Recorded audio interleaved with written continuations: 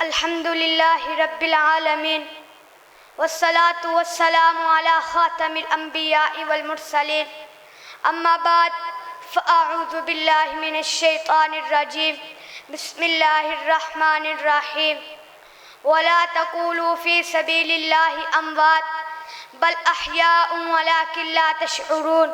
معزز علماء کرام، ذی شعور حاضرین مجلس اور دینی طرف رکھنے والے سامعین کرام، آج ہم جس عنوان پر گفتگو کرنے بیٹھے ہیں وہ ہے عقیدہ حیات النبی صلی اللہ علیہ وسلم اور علماء دیوبند.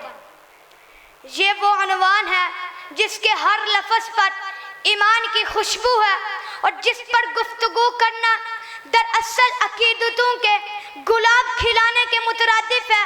محترم حضرات، دنیا میں ہر قوم اپنے رہنماؤں کے ذکر سے زندگی پاتی ہے، مگر امت محمدیہ صلی اللہ علیہ وسلم کا یہ امتیاز ہے کہ ہمارے رہنما وہ ہیں جس کو رب کائنات نے رحمت للعالمین کہا.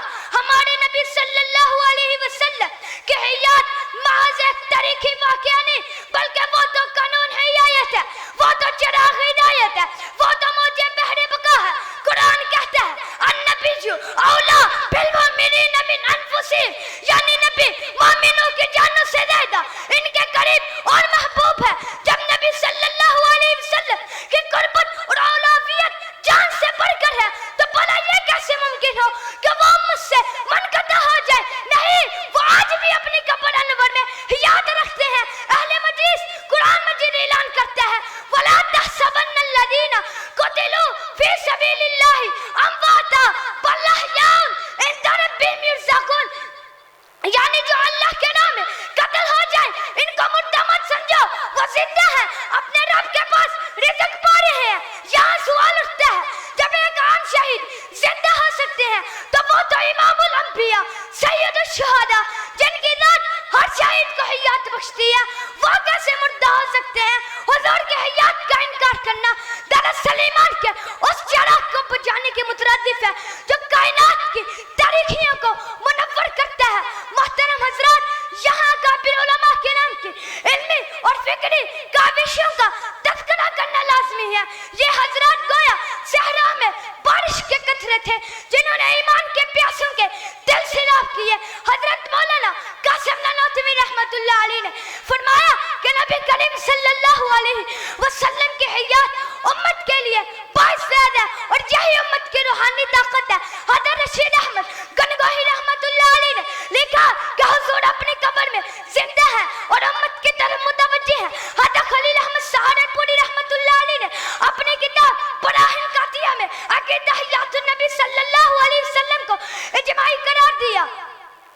یہ اکابر گویا چڑھا کرنے والے ستارے تھے جنہوں نے امت کو بتایا کہ ایمان کی بنیاد عشق مصطفیٰ اور حیات مصطفیٰ پر قائم نہیں.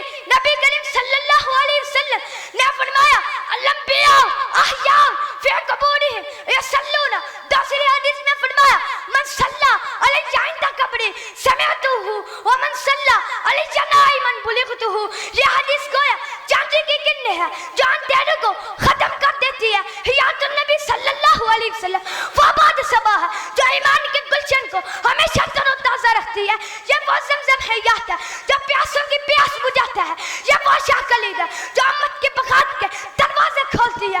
یہ وہ تصویر کا موتی ہے جو دلوں کو سکون اور روحوں کو طمانینت دیتا ہے. قابل سے تقریم فقہ کار اکابر علماء دیوبند نے نہ صرف اس عقیدے کو دلائل سے ثابت کیا بلکہ اپنے عمل سے بھی اسے زندہ رکھا. وہ ہر وقت حضور صلی اللہ علیہ وسلم کے سنتوں کو زندہ کرتے، ہر لمحہ عشق رسول میں سرشار رہتے.